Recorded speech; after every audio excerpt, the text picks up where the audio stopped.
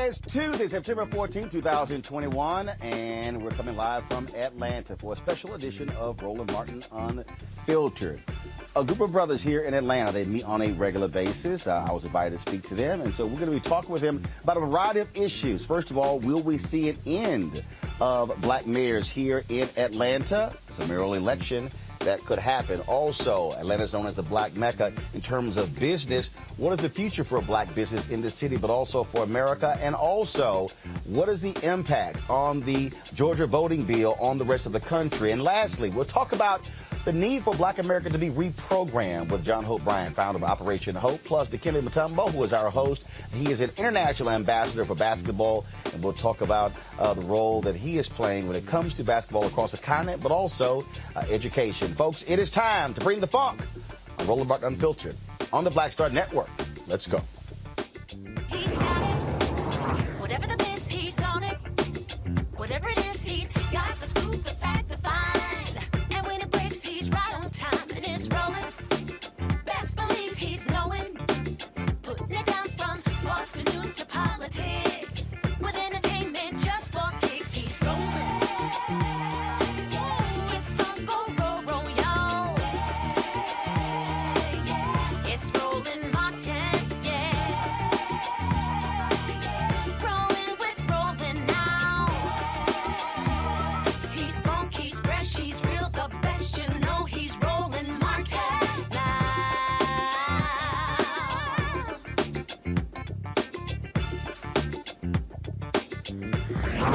Martin!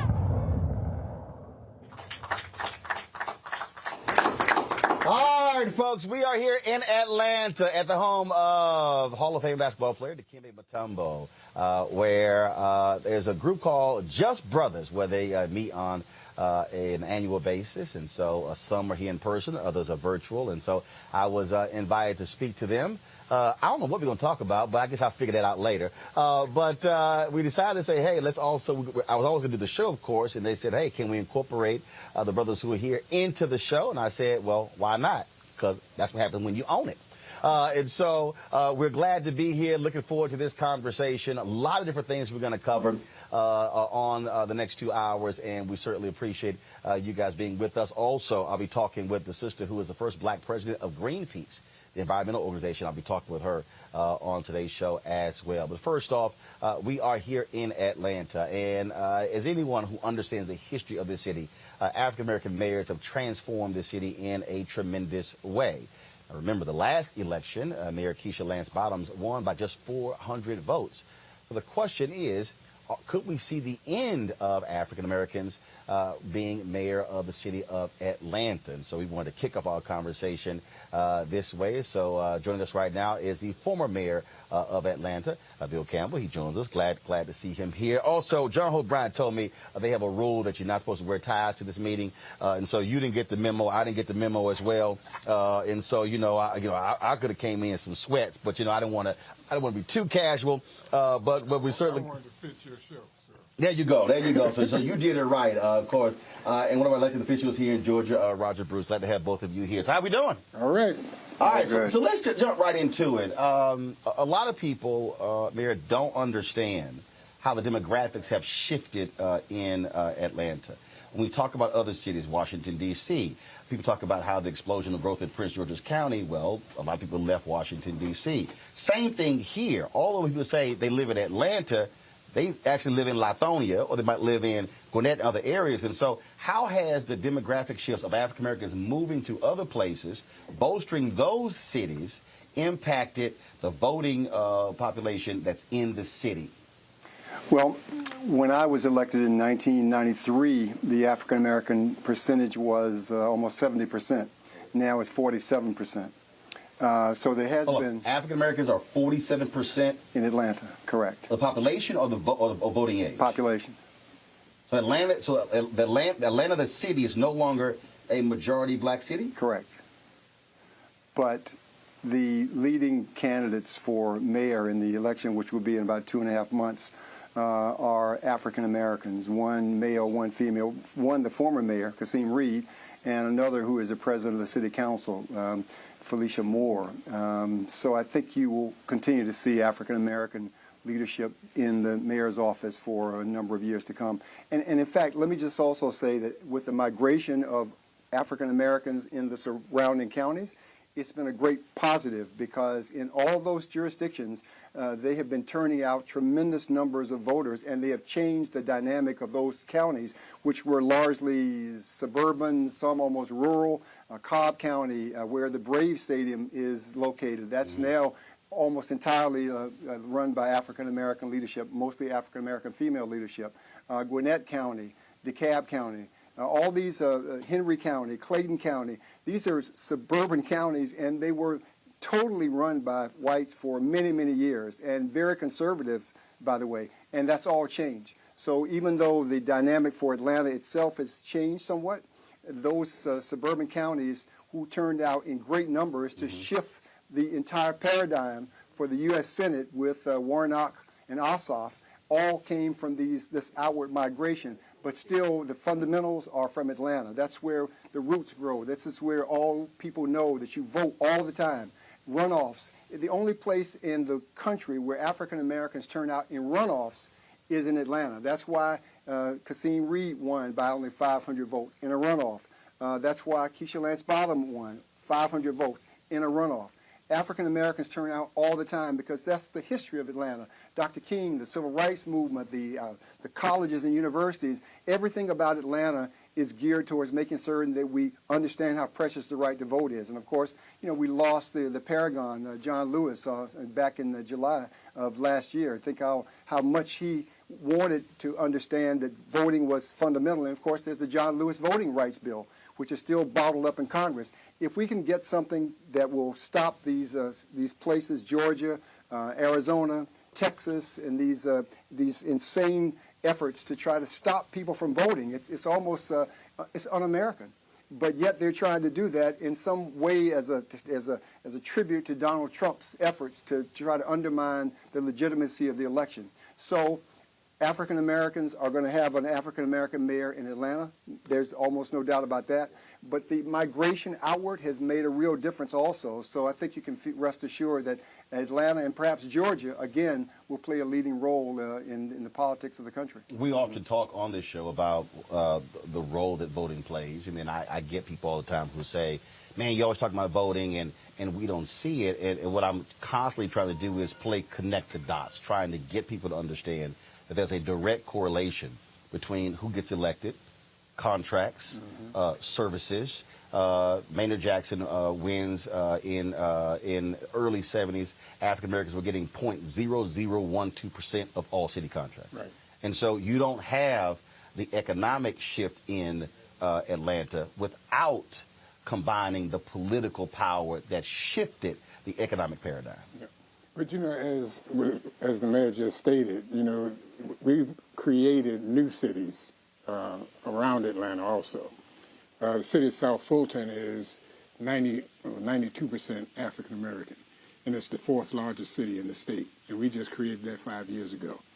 And and what has happened with that, and with all of the migration that he talked about into these other cities and these other counties, we have been able to change the dynamic around the economic piece.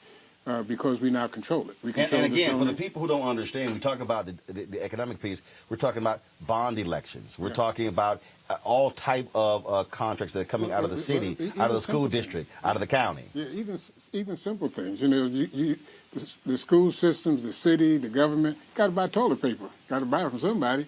You know, so if we had a contractor, a black contractor that's selling toilet paper, you know, he'd be doing pretty good right now. Because I'm assuming everybody uses it. So. Yes, that's a good bet. That's a good bet. Yeah, so there are very few guarantees in life. Wiping your ass is one. So that's my point. This show is called Roland Unfiltered, so we can say wiping your ass, it ain't no problem. But that's my point. Because it's black owned. We need to own. But that's what we need to do with more things. We need to own it. And one of the issues that we have in Georgia, I'm a state representative, so the issue that you just talked about for Atlanta, that exists in the state. We have less than 2% of the state contracts going to African-American businesses, which is crazy. We represent, we spend $26 billion in state money, and then another $26 billion in federal money. And less than 2% of that goes to African-American companies. So you're right. We've got to find ways to own it and to be able to control who gets the contracts. And you do that by turning out the vote and putting people in place that make the decisions around contracts and all the other things you're talking about. And the reason I brought that up, because what has happened is, when you talk about those state contracts, you've had the state folks who have been desperately trying to get hold of that airport. Well, interestingly enough, the airport, which is named half for the person who really was responsible for the growth of our airport, Maynard Jackson, every brick, every flight has all been done by African-American mayors, starting with Maynard Jackson all the way through. So when you see the busiest airport in the world and you understand the billions and billions of dollars of contracts, of those people who work in and around the airport, all as a result of the African-American leadership coming from the mayor's office. But also, let's go back to the fundamentals about why it's important to have these elections and voting. Because in each of these places that you talked about, Roland, they are electing African-American district attorneys. So the fundamental issue of justice, which almost always comes from district attorneys. You know, there's so much talk about the federal government but these decisions are made on a local level, and they're made by DAs, and these DAs really have no oversight. So the fact that Cobb County, because they are the chief law enforcement officer, absolutely, in each one of those and they are a power unto themselves. But now with these elections in these suburban counties, who were almost invariably, they were white and conservative and more likely Republican, that's all changed now. So we're now seeing a paradigm shift, and that makes a real difference in the dispensation of justice. So I think you have a real appreciation for what Atlanta has meant and what it now means for these outlying counties who are now being changed fundamentally. And I will continue to say that this election is going to be essential for where we go as a country. I believe we are now in an existential battle for the heart and soul of America. It's not just the mask or vaccines. It's about whether or not we're going to move forward or whether or not we're going to allow Trumpism to take us back. And so I think that's what you have to understand. The voting in California today on a recall election, all of this is about the efforts to undermine democracy. Mm-hmm. And every election now, think about this. If the Republicans win, it's a good election. If they lost, right, it was stolen. So that's a heads I win, tails you lose. I mean, there's no way you could ever have any sort of assurance that we're going to have the kind of democracy that we've had and relied on in the past. That's why voting is so fundamental. And, of course, this was ground zero earlier this year for the voter suppression bill that went through the legislature. Because, and look, it's a fight for democracy, but I also keep laying out that we're also battling white fear.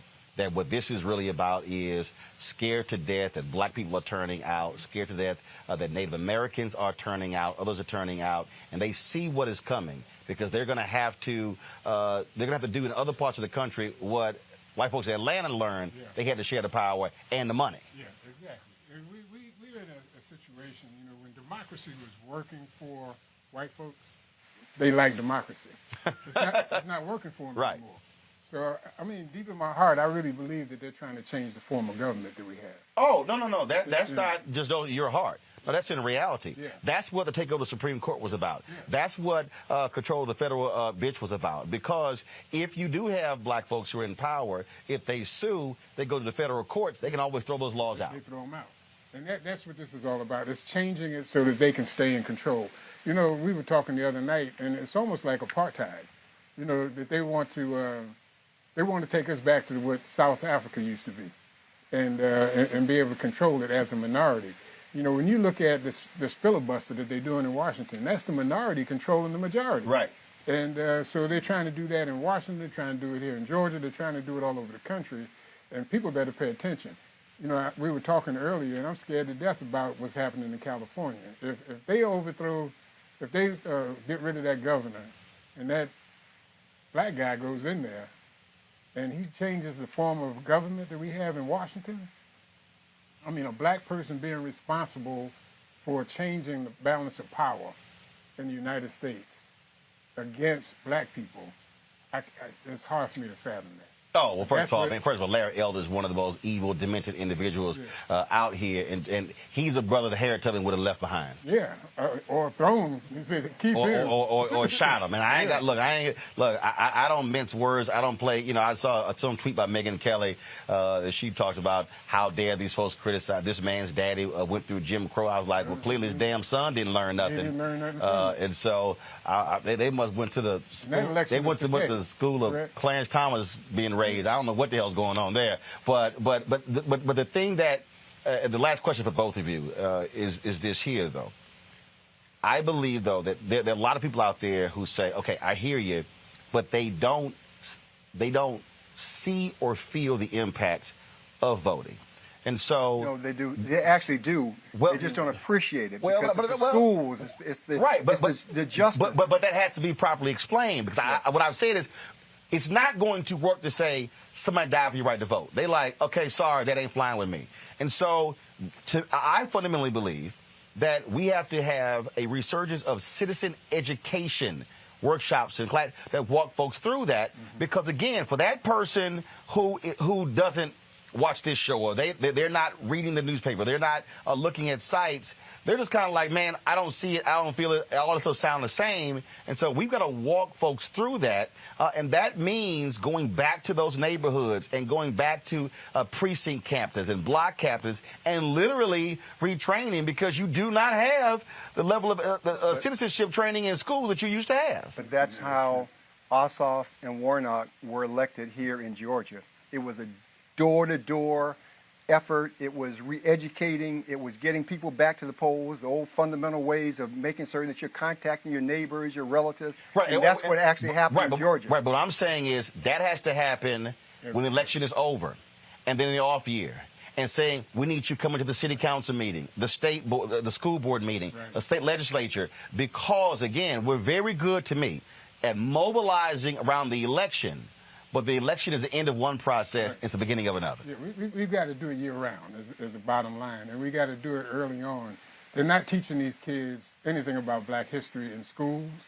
Well, they're fighting it. They're fighting right. They're fighting which is why we got to relaunch yes. freedom schools. Yes. Yes. And we've got to have grandma, grandpa having, come to Jesus meeting right at home. And we need to invite the neighbors over, just to your point. We've got to go back to the way we used to do it, where we're touching people face to face, and we're educating people on what's going on in this country. Because right now, we're in trouble. But ultimately, demographics are destiny. And what that means is that the fact that more young people are voting, Asians are voting Democratic, Hispanics are voting Democratic, more African Americans are turning out and voting, more suburban women are voting Democratic. It's destiny. And that's why you're seeing the efforts to try to literally stop people from voting.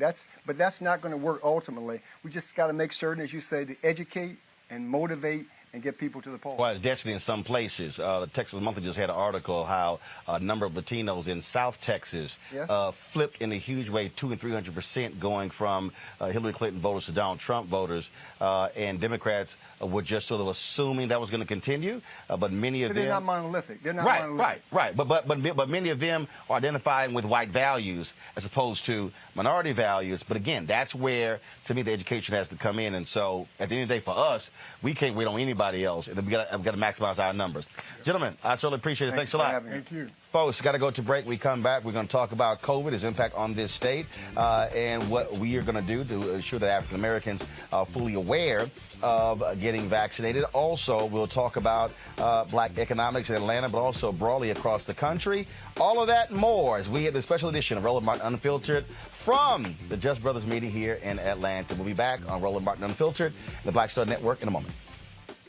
I believe that people our age have lost the ability to focus the discipline on the art of organizing. The challenges, there's so many of them and they're complex, and we need to be moving to address them. But I'm able to say, watch out, Tiffany, I know this road. That is so freaking dope.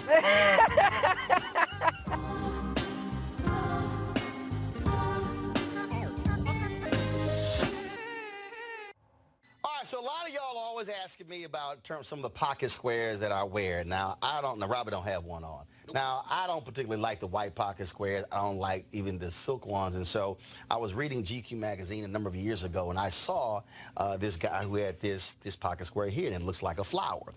This is called a shibori pocket square. This is how the Japanese manipulate the fabric to create this sort of flower effect. So I'm going to take it out and then place it in my hand so you see what it looks like.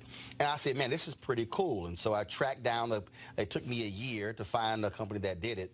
And so they make these about 47 different colors. And so I love them because, again, as men, we don't have many accessories to wear, so we don't have many options. And so this is really a pretty cool pocket square. Now, what I love about this here is you saw when it's in the pocket, you know, it gives you that flower effect like that.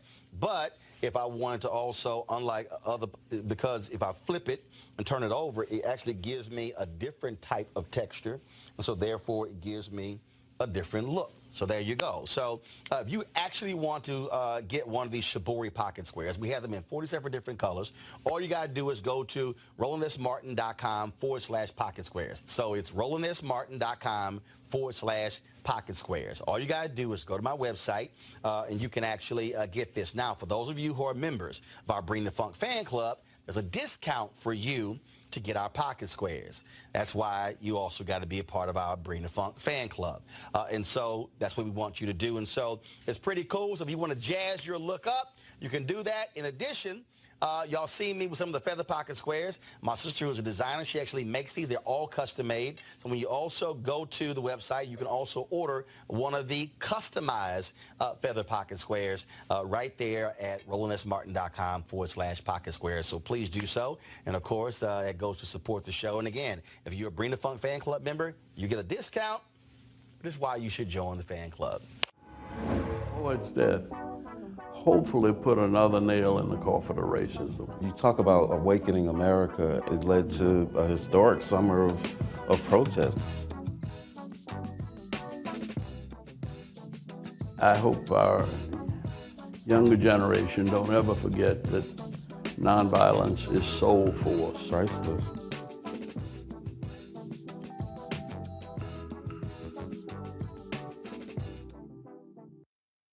You want to support Roland Martin Unfiltered? Be sure to join our Bring the Funk fan club. Every dollar that you give to us supports our daily digital show. There's only one daily digital show out here that keeps it black and keep it real as Roland Martin Unfiltered. Support the Roland Martin Unfiltered daily digital show by going to RolandMartinUnfiltered.com. Our goal is to get 20,000 of our fans contributing $50 each for the whole year. You can make this possible. RolandMartinUnfiltered.com. It ain't just about hurting black folk. Right. We got to deal with it. It's injustice. It's wrong. I do feel like in this generation, we've got to do more around being intentional in resolving conflict. You and I haven't always agreed. Yeah. But we agree on the big piece. Yeah. Now, conflict is not about destruction. Conflict's going to happen.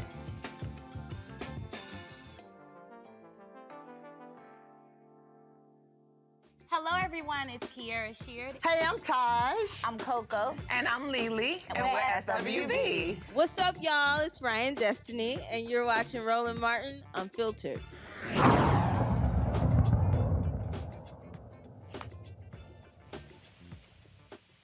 All right, folks, welcome back to Roland Martin Unfiltered here in Atlanta. Let's talk about business. We spend lots of time on our show. That's why we have our segment called Where's Our Money? Every Tuesday, we also have the Marketplace segment where we feature black-owned businesses. And so, guess what? We've got three CEOs right now. On the far left, my far left here, Maurice Stewart. We have Michael Russell and Tommy Dortch Jr. Maurice, tell folks about your company. So my company is Outsourced CFO Group, and we help small-owned businesses, primarily black-owned small-owned businesses, to raise capital and manage capital for their businesses. How long have you been in business? About 14 years. Okay. Yes, Michael? Now, I'm Michael Russell. We are in the real estate and construction company, H.J. Russell & Company. We are celebrating 70 years next year. The largest in the country. Thank you, John. Well, you can't leave that out, Doc. I mean, you got to sell it. Yes, sir. Yes, sir. And build the tallest building in downtown Atlanta. See, there you go. Yeah. I got my people with me, man. I'm right. Right. You got to get that 30 second. You got to nail it, Tommy. I got it. Yeah, I've been in business 27 years. I own 6 businesses, a little bit north of 300 employees. I'm in parking. I'm in mattress manufacturing, consulting firms, and, of course, my transportation company. And I've been in business 27 years. I decided after 16 years with the U.S. Senate I needed a real job, so I created it. Yeah, precisely. Let's talk about that, because one of the reasons in creating this show is I wanted to be able to feature voices that, one, you're not going to see on CNBC, Bloomberg, ABC, NBC, CBS. And so we've had a number of businesses that we feature every Tuesday. Because I get these people tell me, man, you need to have this person on and this person on. You need to have Claude Anderson, or you need to have this expert. And I said, well, I can have people on who can talk about the need for black-owned businesses, or I can actually have the black-owned businesses talk about what they actually do. And that, to me, Tom, is really where we are and where we have to be, because at the end of the day, it's not just about having a business. Right. It's building capacity and growing it. You know, pre-COVID, there were 2.6 million black-owned businesses in America, but 2.5 million only had one employee. Yeah, right. Average revenue $54,000. And I said, no disrespect, if you got just one employee, I said, no disrespect, that's not a business. Right. So we only are dealing with 100,000 black-owned businesses with more than one employee. That is not going to get it if we're talking about being able to move forward in the future. And we gotta grow it, and that's important. I'm at a point now I never would have imagined. My father was an entrepreneur, and it took me 22 years in public service to really get back around to it. But what I've understand with the most recent contract that I signed back in April, and I never would have imagined I'd be where I am. I now will have exceeded 200 million since I started business, but I spend a lot of my time helping other businesses to grow, because that's very important. And working, work with Michael's father. His father is a legend, and we designed the diversity and inclusion programs at Hartsfield-Jackson, thanks to the great Maynard Jackson, who started a program that still exists, been tested in all the courts. But we designed the diversity and inclusion program for his father that managed that $5.3 billion expansion. We did $1.6 billion, mainly with African-American-owned business. You have to be intentional, but you got to have leadership. But also, we had to train people. We did financial management, Construction Business Management Institute. We did all of those things. But our businesses know how to do the work, but they got to also understand how to manage the money, how to make sure they value their employees. But with that, you also got to have leadership that understands it should be inclusive. As Maynard told the people, corporate Atlanta, if you don't pay the way to make sure that African-American business owners get a piece of the action, then we won't build a new airport. And he held out until they... And said there will be tumbleweeds going down the runway. Right. But Michael, that's the thing right there that I keep saying all across the country, of this new crop of black leaders. They've got to have that level of courage. Right. And then, granted, you've had Supreme Court rulings since the early 70s, but there are still ways to be able to get it done, but folks got to actually do it. You're right, and you're absolutely right. Those type of political leaders are far and few between today who have the courage and the fortitude of a Maynard Jackson. But you do have them, and you're right, Roland. It takes a very intentional focus to make it happen. And we're working in areas where that is relevant, but it is rare. I mean, you really need the right political leadership. They need to have the right support around them, and it makes a difference, because firms like us, too, as Tommy mentioned, we've been around. I'm fortunate to run a second-generation business, which is super rare, obviously. But, the reality, we tend to hire more people that look like us. So that's real, too. We put people to work. And that's my point when we talk about build capacity, because we are far more sensitive to the issues. You have black-owned businesses that are hiring folks who are formerly incarcerated, willing to work with folks in different areas. And so I've had people get mad at me. They're like, man, you keep going off on these companies when it comes to black-owned advertising. I'm going, well, how in the hell you think we're going to hire people? Right. I'm like, if we don't get the money, there's a reason CNN does $1 billion profit. Right. There's a reason they're in 200 countries and they have thousands of employees. I said, because they have capacity. Sure. I said, so will you want us to sit here and continue to saying, oh, let's be fine with having 12 or 15? I said, no. Right. No doubt. I mean, you have to have scale.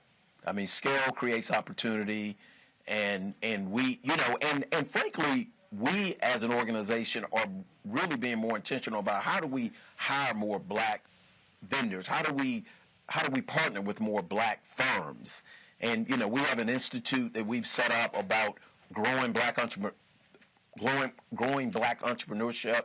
That's a whole nother entity that we could talk about. But I think firms like us that do have scale and have impact, we have to be very intentional about our efforts in hiring more black people. All right, when I was at TV One, here you had this black-owned company, and every time I had a big interview, they would send a white photographer.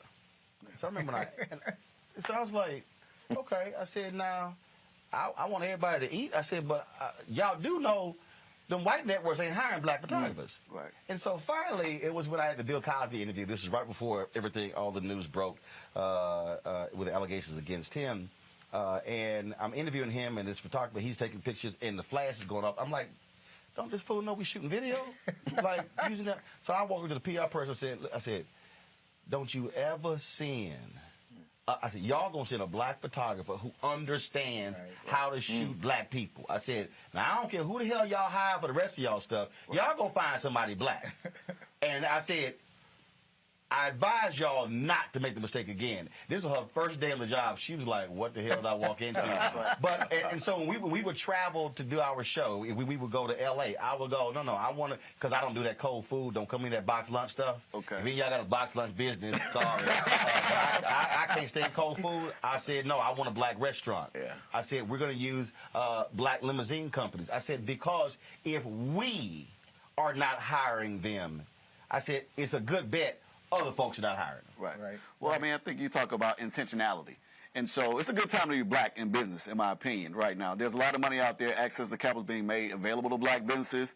The government's got a lot of federal money that's coming down for black communities, but we have to take advantage of it. And we don't know about it a lot of times. And so I worked with a lot of small businesses that were looking for PPP loans, and they weren't able to get them because they weren't set up like a business, like an enterprise. So you have to be able to do because a lot of black-owned businesses were using folks who were 1099s. Exactly. You couldn't get more of the money if they're not full-time. Exactly. Exactly. So you have to have yourself set up right. You got to operate like a real business, not like a hobby. And then once you start doing that, you can get access to being a vendor for the city, being a vendor for the airport. There are communities with federal dollars that have opportunities, but they don't have anyone looking to them to reach out and say, hey, look, you need to take advantage of this, whether it's for sewage or for broadband.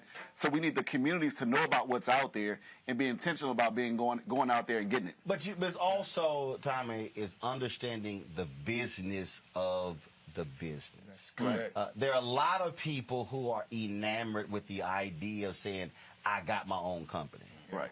And their business card says CEO. Yeah, right. And I'm like, yeah, but you broke. Right. And so I am constantly trying to walk people through. There are people who in content. I was literally going with, I was sitting down with somebody, and they were asking me, when we started this 3 years ago. And I was sitting with them, and so I was trying to walk them through just understanding the most basic things. I said, so you take these cameras that we're using here today. These are Canon C300 cameras. The body alone is $9,000. You throw the lenses on it. Now you're talking about $20,000. That's just for one camera. Right. I said, well, hell, we started. I said, I could have spent $20,000 on one camera. The problem is I got one damn camera. Right. I said, that makes no sense. Right. I said, but then when I bought the Canon X825, they were $19.99 each. I got 3 of them. I said, it cost me $6,000. And then I still had $14,000 left over to buy some other stuff. I said, now, we grew into buying. Now we got 5 of these. I said, we grew into buying them. I said, but you can't be stupid and get enamored with, yeah, but it looks great. I'm like, yeah, but you got one. Right. But that's understanding the business of your business. And you got to understand the bottom line. And I have to say, here, one of the things, I've lived in Atlanta 50 years, and we have been fortunate to have a phenomenal lineage of mayors. A lot of the work I did with the city was under Bill Campbell. And there were challenges, but let me tell you, Bill didn't back away. Where each mayor had kind of a different value system and a different, I think, talent they brought to the table. Bill being an attorney and all, but when they challenged the DBE program that we had, Bill rallied a lot of us business folks. At the time, I had not even had a contract with the city of Atlanta. To be honest, my contract was with Herman Russell, but it was important for me to make sure that those businesses had access. And so he pulled folks together, and we went after the businesses that have benefited and said, look, you're going to put money up like the rest of us for us to defend this program. Mm-hmm. And we did that. Bill appointed me as chair of the Atlanta Fulton County Recreation Authority.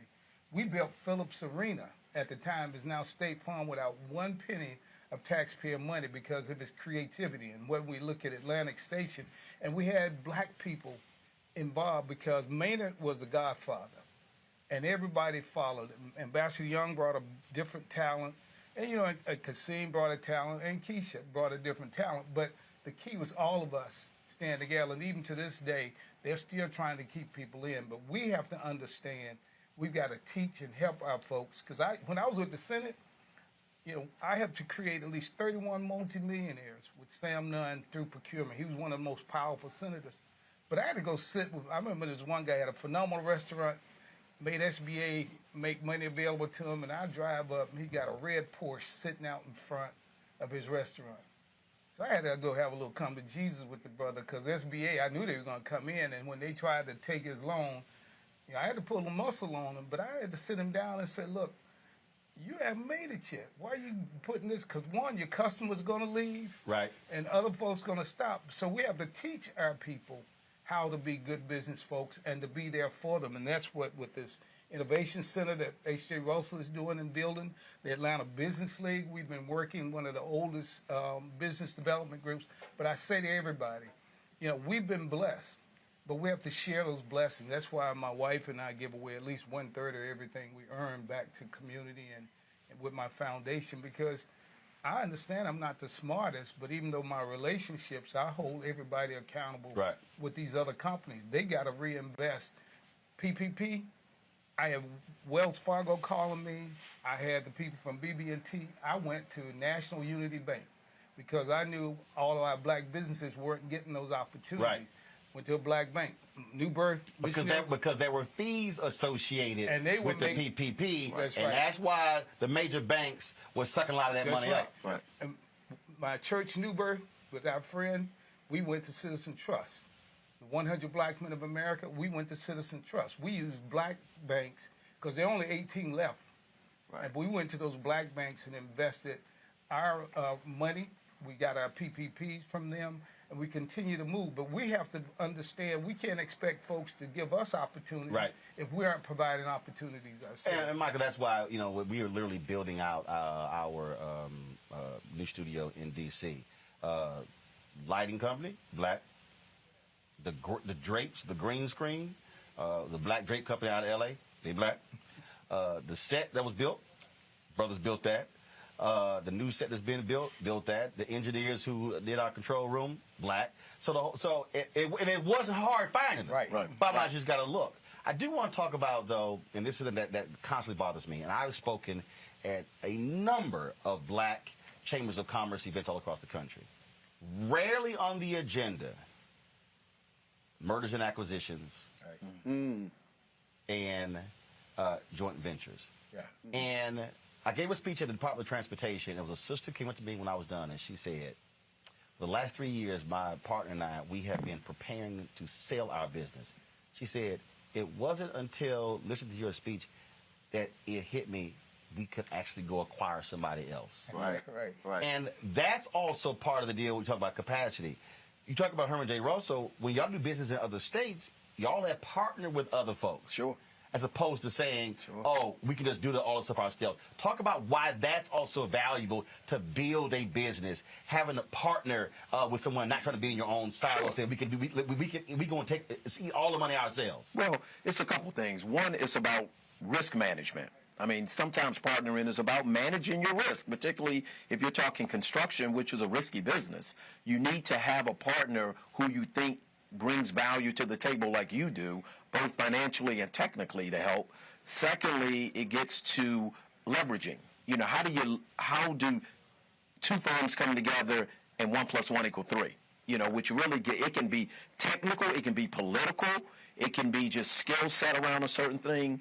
And three, for us, I mean, we've probably done more joint ventures, frankly, than any African-American firm in the nation. Historically, it's helped us grow our capacity. You know, we've been able to build people.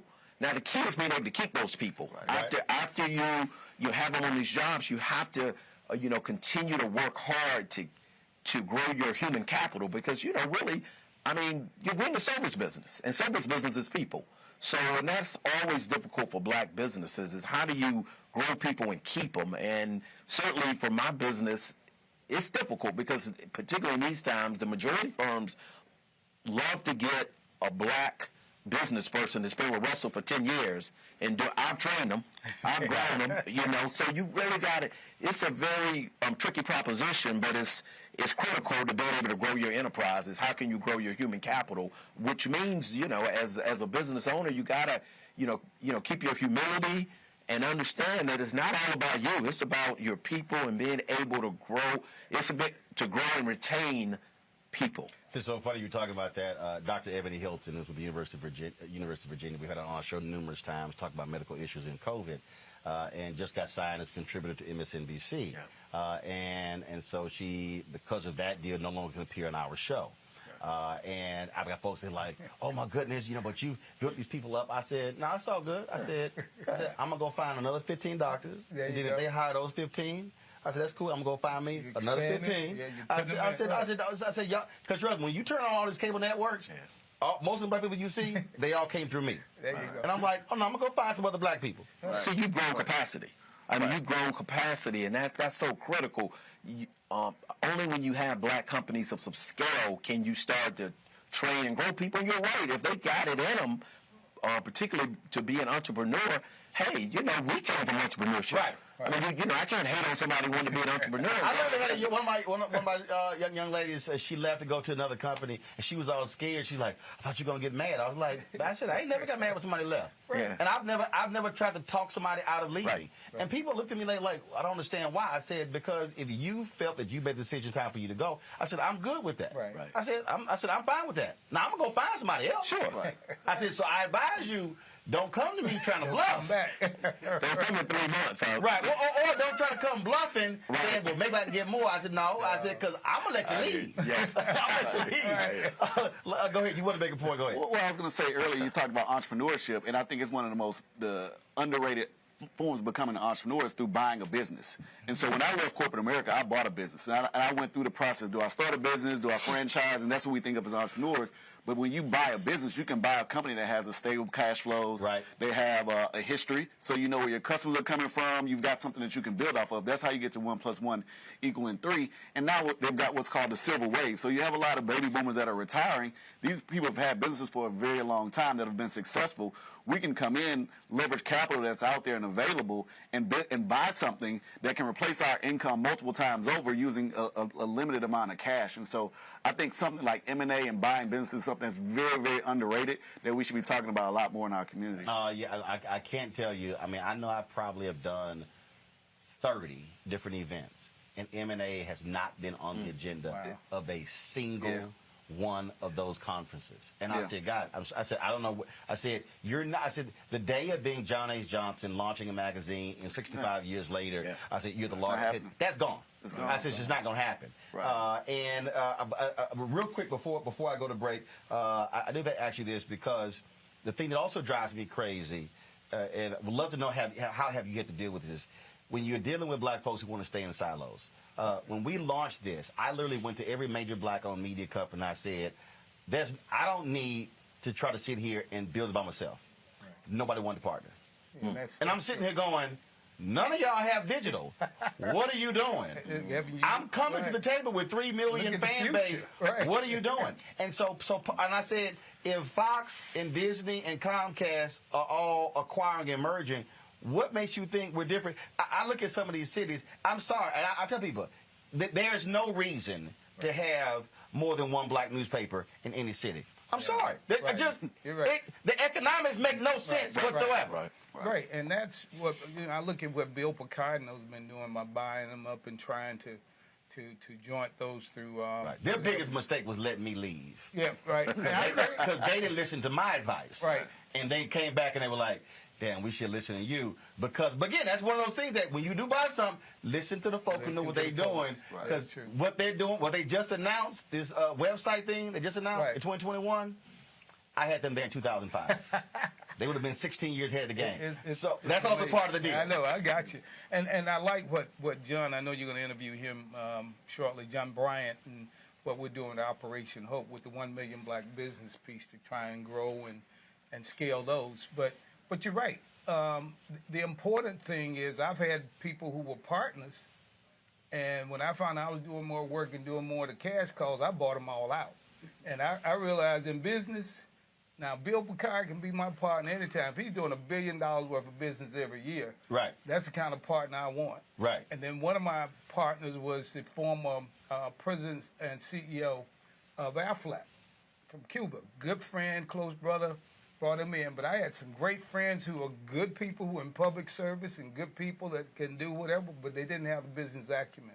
And you find out, gotta go. I told them, you buy me out, I'm buying you out. And I have only 2 partners. I have my partners with Bill Picard and Mattress Manufacturing, and then I have the partners in the parking. And these young white guys came to me in '96. I have my own parking company, and they came to me, wanted to create company called Landcore. That's Lanier Cornerstone. Lanier is the biggest parking company in the southeastern region.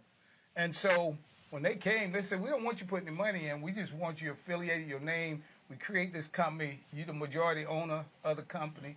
Let me tell you, we have done, even in that deal, north of $75 million since we came. And I'm the CEO and chairman. Now, they had all of the knowledge, but I had the management skills. And I told them, now I'm coming to the table with more than just my name. Right.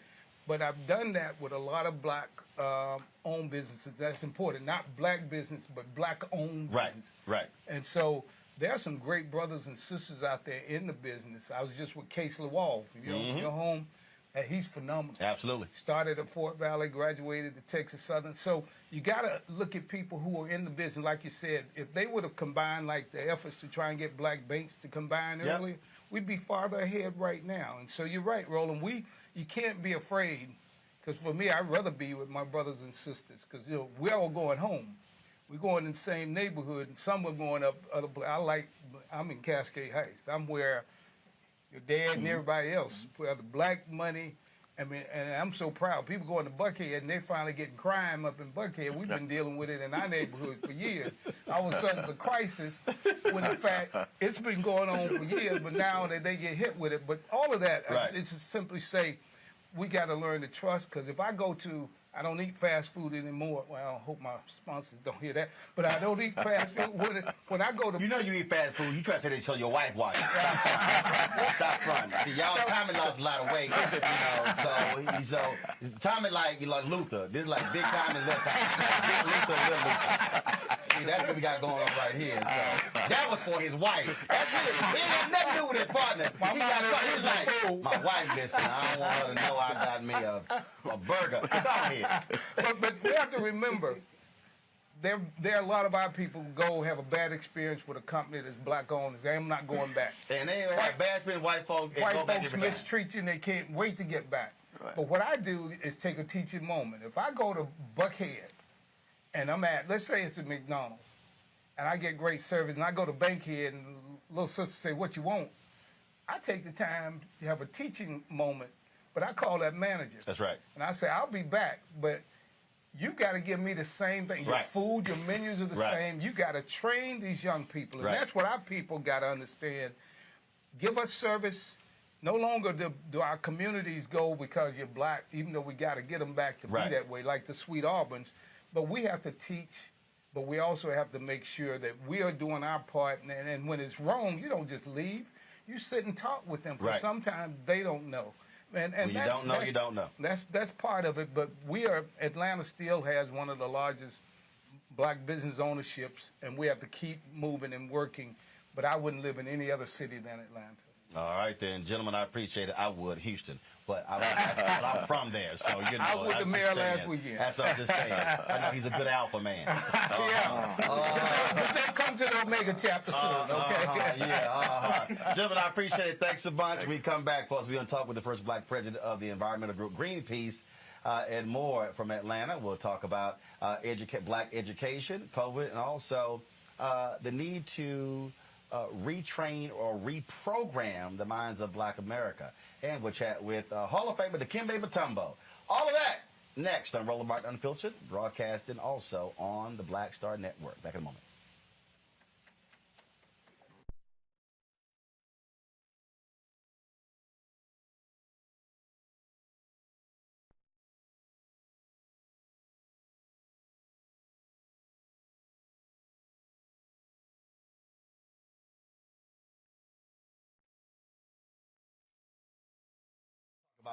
First on the show. Now, see, now you know you can't walk in front of the camera. Oh, my God. Yeah, you got to duck. Oh, my God. Come on now. All right. And so, you know, we're always covering first on this show. And so she is the first black executive director of Greenpeace. Ebony, how you doing?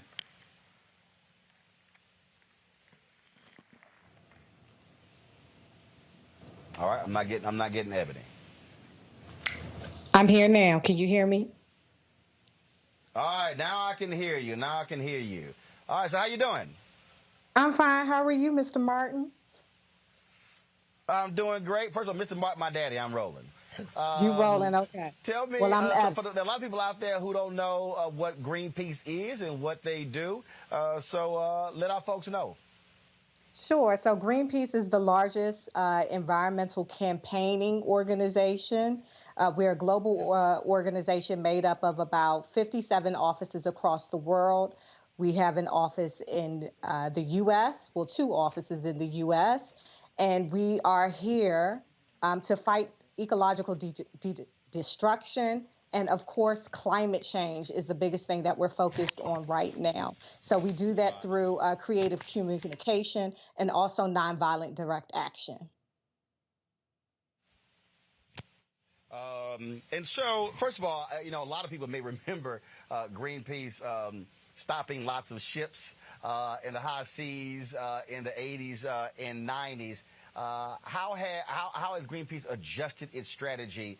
We're now operating more in a digital world, and so how are you trying to educate the world on to be more environmentally sensitive, but also bringing in African Americans and getting people to understand the impact of environmental racism on black communities when it comes to our water? So yes, we have evolved over time where most of our work in the earlier days were around toxics and testing of nuclear sites and pushing it back against administrations that were trying to cause damage. What we have been focusing on over the last 20 years, as you know, climate change is the biggest existential threat to the human population right now. And we know Black and brown folks are on the forefront and disproportionately impacted by climate crisis. So we have done a number of things, including reports that we've partnered with Movement for Black Lives to educate folks on what fossil fuels and really what the gas and oil industry is doing to destroy our planet, and also how that dark money operates within oil and gas, and also holding administrations accountable. Right now, of course, the Biden administration, holding him accountable, holding his feet to the fire so that we can get the solutions that we need for more clean and equitable, just climate solutions, which we have the answers right now. We just need someone that is bold enough and will take action in this moment. Obviously, it's important coming to this platform, talking to African Americans. What is your plan to bring more black voices to the table. We have Mustafa Santiago Ali, of course. I'm sure you know his work, environmental justice. But how are you looking to expand the African-American input when it comes to environmental issues? So we know that African Americans, a study just came out by Yale that showed 60% of African Americans are concerned and alarmed about the climate crisis now. The problem is no one is talking to our folks. Also, we know that the environmental movement historically has been white-led. And what I'm excited about now in my appointment in this role is to be a bridge, more so to speak, for the Black community and the larger, broader environmental movement. We already have a vibrant environmental justice movement led by Black and brown folks that has gained steam, but we aren't talking to folks. We aren't talking to people. We aren't telling our constituents what you need to do. How can we fight back this crisis? How can we hold our elected officials accountable? What are we looking for when we vote? So these are some of the things that we are doing. We have a Build Back Fossil Fuel report that we just released a couple of months ago that speaks to the destruction that's happening and also gives clear next steps for people to do and action that they can take so that we can build a more just and equitable future for us all. All right, Ebony Twilley Martin, we certainly appreciate it. Good luck as the new executive director for Greenpeace. And where can folks find more information to reach out to you? Sure, always. We are on Twitter, greenpeace@usa.com. And also you can text us at 86799. Text volunteer at 86799. We have teams all across the country that can mobilize your community and get you involved and give you solutions to push forward in your areas. All right, then. We certainly appreciate it. Thanks a lot. And, of course, you do great with that last name.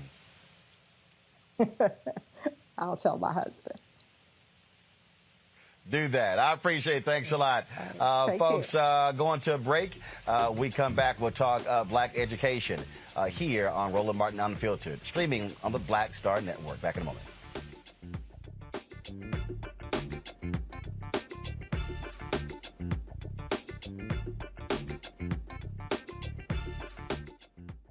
Before Till's murder, we saw struggle for civil rights as something grown-ups did. I feel that the generations before us have offered a lot of instruction.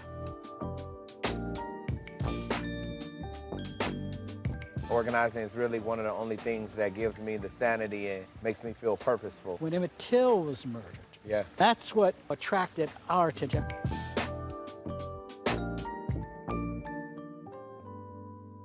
When you study the music, you get black history by default. And so no other craft could carry as many words as rap music. I try to intertwine that and make that create whatever I'm supposed to send out to the universe. A rapper, for the longest period of time has gone through phases. I love the word. I hate what it's become, and to this generation, the way they visualize it. Its narrative kind of like has gotten away and spun away from, I guess, the ascension of black people.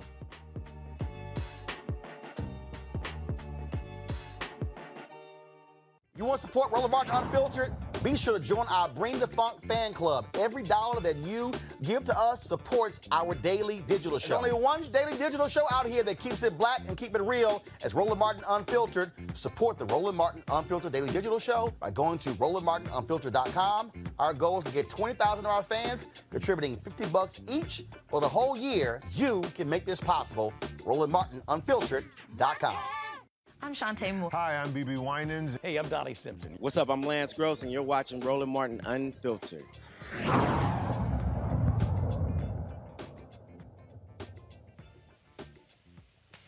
All right, folks, welcome back. Obviously, our children are indeed our future, and Big Brothers Big Sisters plays a huge role in reaching them, teaching them, and preparing them for the future. Joining us right now is the head of Big Brothers Big Sisters here in Metro Atlanta.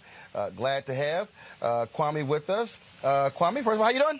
I'm great. Glad to be here. So one of the things that so many people, they've seen the commercials, they've seen the promos, things along those lines. and we're now operating in just a whole different environment with COVID as well. And so how has that impacted Big Brothers and Big Sisters being able to serve the needs of the young men and young women who come through your various centers? Well, for starters, I like to say the need has just gone up. You know, you can think about young people who had outlets to go to school, after-school programs, and now they weren't doing that during COVID. So mental health, food issues, housing issues were a lot more elevated during COVID. So the need for mentorship was even greater. So we've been doubling down to get people to sign up to be Big Brothers and Big Sisters, to mentor young people, to defend potential. That's what we talk about a lot. Because young people are going through really tough times, that were going through tough times before COVID, and more so during COVID. And how are you doing that? I mean, is it virtual? I mean, so how are you still being reaching them? Yeah, we pivoted to virtual during COVID. We actually just moved our office from Midtown to the west side of Atlanta to be more intentional about the work, to be in the community, to recruit more Big Brothers and Big Sisters from those communities. And we're going to be actually setting up satellites in high-need parts of Atlanta to better serve the community. So we've been very intentional in recruiting people, and they're glad to be on your show to talk about the need. We got about 500 kids on a waiting list here in Atlanta, 30,000 kids across the country on a waiting list, mostly boys, mostly kids of color. So it's really about the community coming together to support young people, even more so now that they need the support more. What are the requirements? Or somebody out there who's watching or listening and they say, hey, man, I'm interested in this. What are the requirements? What's the time commitment? Is there economic commitment for them to be involved? So no economic commitment. This is something everyone can do. You know, I tell people no one can create new time. We're all busy, right? We're all running around doing different things. But incorporate this young person in your existing time. I do it myself. I'm a CEO of an organization. We can all do this. We ask for 8 to 12 hours a month at a minimum, but you're bringing this young person along with you in your journey in life. So this is not something new time you have to create. This is something anyone can do that's 21 and up and cares about kids. Let's do this here. We decrease this audio, please. We talk about again. So so what's the average time commitment that someone invests? So we ask for a year commitment up front. Okay. We know if you come in a young person's life and you leave within a year, you can actually do more damage. We ask for you to spend 8 to 12 hours a month. This is something that anyone can do that wants to defend the potential of young people. It's not, you're not adopting this young person. This is not foster care. This is really spending some time with a young person and helping them navigate life. This is something I've been doing, you know, my whole entire career. When I was 17, I was in prison. And I met a young person named Anthony. And I met him in the hole. And he kept coming back to the hole. And I said to him one time, I said, Anthony, why do you keep coming back to the hole? And he said something to me that started my journey on this, defending young people. He said, Kwame, your father comes to see you every week. He said, I met my father here for the first time, and he's in the next unit. Wow. Fast forward 15 years, I joined Big Brothers and Big Sisters. I get matched with a young man named Anthony, right? And I've been able to do it, fit it into my life. This is something anybody can do. It's really about helping young people and defending their potential. When you talk about the waiting list, 500 in this in Atlanta, 30,000 across the country, and you say most of them are young black men? Yes, young boys. Yep, young black boys, boys of color. There's been a huge uptick in Atlanta with crime and violence and young people getting involved in different things that they shouldn't be involved in. And my suggestion has been not to have more cops, cameras, and curfews, because that's what most cities do. And there's definitely a need for police. I support police. I believe in community policing, for example. But just locking young people up is just going to be part of the whole mass incarceration deal. We know that does not work. Instead, we got to address some of these root causes and these root problems that young people are facing around food, housing, mental health. That's why some of these young people are making these bad decisions. But as we as a community come in and address some of those issues, we can avoid having to resort to just more cops, cameras, and curfews. All right, then. If somebody wants to reach out and connect, how do they do so? Go to our website. You know, we're in pretty much every city. You can go to Big Brothers Big Sisters, whatever city you're in. We'd love to have you here in Atlanta. We got about 500 kids on our waiting list. We need more people who are trying to help defend potential of young people and help young people reach their full potential. And that's what it's all about. Kwame Johnson, we appreciate it, man. Thanks a lot. Thank all right, good luck. Yep, thank you. Folks, when we come back, we're going to talk transportation, mobility. How vital is that for African Americans to improve their lot in lives? It's something that a lot of people just simply assume and take for granted. No, it is a real issue. That is next. We'll also talk about reprogramming or retraining the minds of Black America when it comes to success. And we'll hear from Hall of Famer Dikembe Mutombo about the work that he's doing all across the globe as a global NBA advisor or ambassador. All of that, Roland Martin Unfiltered at the Just Brothers meeting here in Atlanta, broadcasting on the Black Star Network. Back in a moment. White supremacy ain't just about hurting black folk. Right. We got to deal with it. It's injustice. It's wrong. I do feel like in this generation, we've got to do more around being intentional and resolving conflict. You and I haven't always agreed. Yeah. But we agree on the big piece. Yeah. Now, conflict is not about destruction. Conflict's going to happen.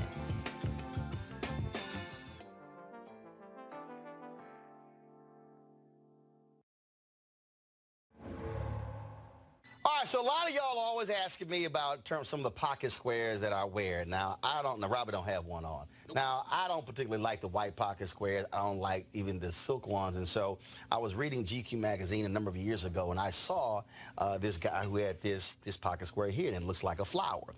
This is called a shibori pocket square. This is how the Japanese manipulate the fabric to create this sort of flower effect. So I'm going to take it out and then place it in my hand so you see what it looks like. And I said, man, this is pretty cool. And so I tracked down, it took me a year to find a company that did it. And so they make these about 47 different colors. And so I love them because, again, as men, we don't have many accessories to wear, so we don't have many options. And so this is really a pretty cool pocket square. Now, what I love about this here is you saw when it's in the pocket, you know, it gives you that flower effect like that. But if I wanted to also, unlike other, because if I flip it and turn it over, it actually gives me a different type of texture. And so therefore it gives me a different look. So there you go. So if you actually want to get one of these shibori pocket squares, we have them in 47 different colors. All you got to do is go to RolandSMartin.com/pocket squares. So it's RolandSMartin.com/pocket squares. All you got to do is go to my website and you can actually get this. Now, for those of you who are members of our Bring the Funk fan club, there's a discount for you to get our pocket squares. That's why you also got to be a part of our Bring the Funk fan club. And so that's what we want you to do. And so it's pretty cool. So if you want to jazz your look up, you can do that. In addition, y'all see me with some of the feather pocket squares. My sister, who's a designer, she actually makes these. They're all custom made. So when you also go to the website, you can also order one of the customized feather pocket squares right there at RolandSMartin.com/pocket squares. So please do so. And of course, it goes to support the show. And again, if you're a Bring the Funk fan club member, you get a discount. This is why you should join the fan club. Hello, everyone. I'm Godfrey, and you're watching Roland Martin Unfiltered. And while he's doing Unfiltered, I'm practicing the wobble.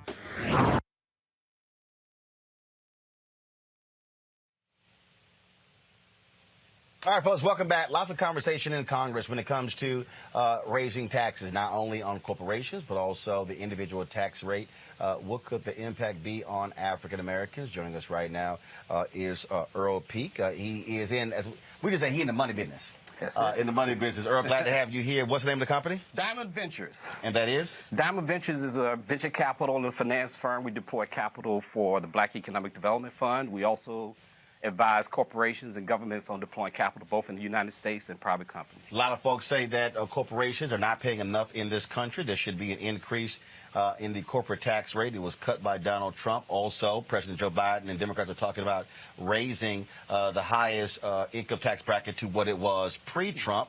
Your thoughts on those moves? I think that it's going to be very important. We've come out of a crisis. Now we have to restore revenue back to the budget.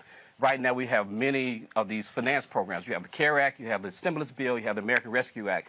These are all responsibilities of the American people to bring our country back, and we need taxes to help balance the budget so that we're not in a deficit space.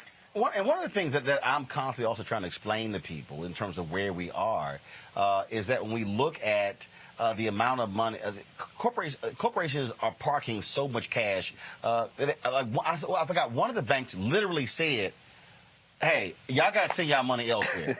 Yep. Now, I ain't never heard that. Yep. But it goes to show you in terms of where we are, but it becomes so political because you got Republicans who say, oh, no, you can't actually do that. Right. That's good. And that's when all of a sudden, that's going to hurt black-owned businesses, right. Hurt small businesses. But How in the heck do you also pay for stuff if you're at your corporate rate at the lowest in decades? Well, right now there was some tax laws that were changed that was supposed to bring some money back overseas, repatriation of money back over here. Did it happen? Which needs to be taxed. Still fuzzy. Right. Not really happened. That didn't happen. This other stuff didn't happen. Right. So all things that were promised didn't happen. Didn't happen.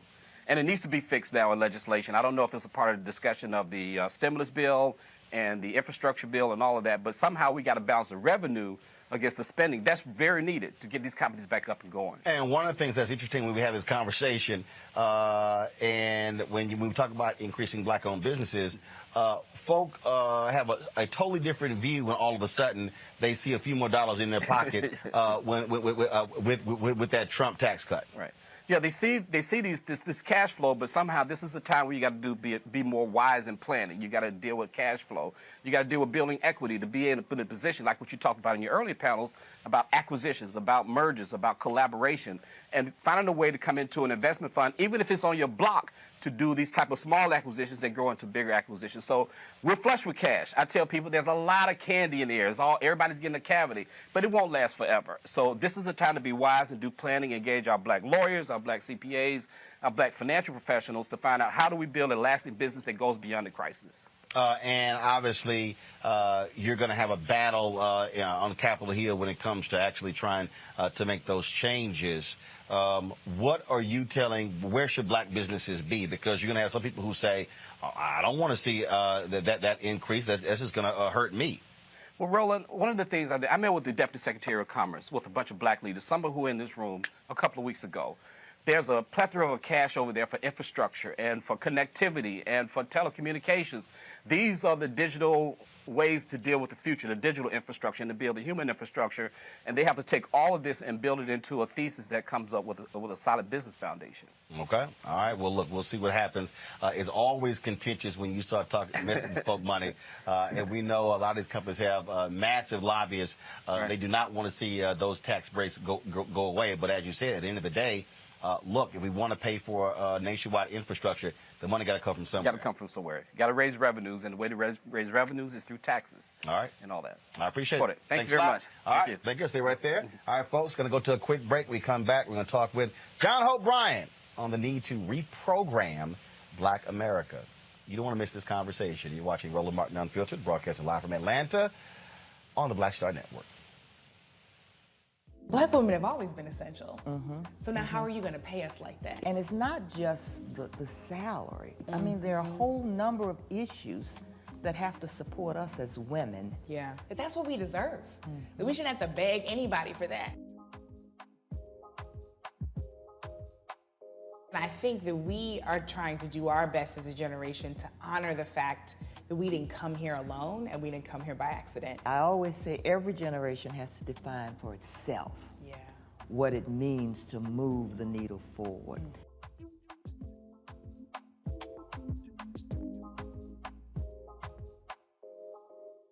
I want to talk to the Trump supporters for a minute. I don't know who you are, and I don't know why you like this guy. Whatever he does, he accuses everyone else of doing. The man cannot tell the truth, but he combines it with being a narcissist. A narcissist at a level I don't think this country's ever seen. And my concern is that he would grab up that power and really treat the country as sort of his little bully fiefdom. Donald Trump is everything I taught my children not to do in kindergarten. He's been exploiting working Americans for 40 years. He's a race-baiting, xenophobic, religious bigot. He says he's for the little guy, but he's actually built a lot of his businesses on the backs of the little guy. You know, Donald Trump the other day said that, quote, if he tells a soldier to commit a war crime, the soldier will just go do it. And I don't think Donald Trump has even read the Constitution, knows what's in the Constitution. A toxic mix of demagoguery and mean-spiritedness and nonsense. I just cannot support Donald Trump. Donald Trump is a delusional narcissist and an orange-faced windbag. Donald Trump is a con artist. He doesn't know the difference between truth and lies. He lies practically every word that comes out of his mouth. I think he's a kook. I think he's crazy. I think he's unfit for office.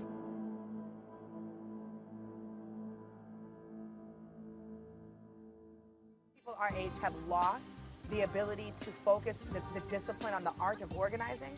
The challenges, there's so many of them and they're complex, and we need to be moving to address them. But I'm able to say, watch out, Tiffany. I know this road. That is so freaking dope.